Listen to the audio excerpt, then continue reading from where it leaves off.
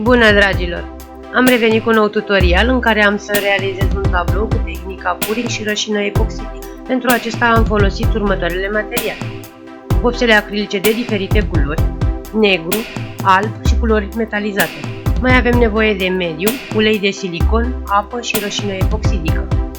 La prepararea culorilor am folosit o parte de vopsea acrilică și două părți de mediu.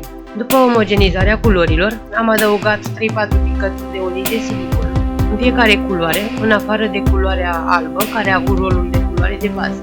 După adăugarea uleiului de silicon, amestecăm, dar nu foarte mult. După ce vopselele sunt gata, începem amestecarea în trei, într-o ordine pe care o dorim. În funcție de ordinea de amestecare, va ieși cu totul diferit. Pentru a se accentua reacția dintre uleiul de silicon și mediu, am folosit o lampă de gaz. Vă doresc o vizionare plăcută!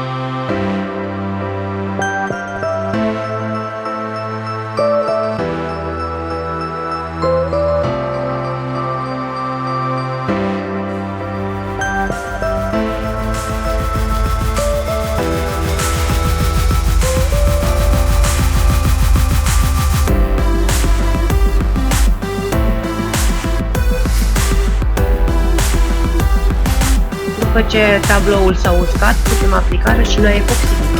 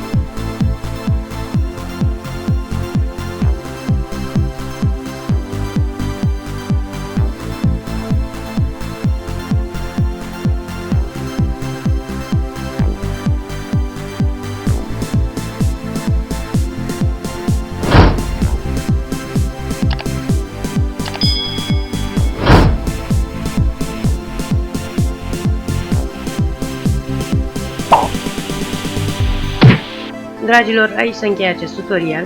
Vă mulțumesc pentru vizionare, iar dacă v-a plăcut această idee și tehnica pouring, nu uitați să-mi spuneți părerile voastre în secțiunea de comentarii.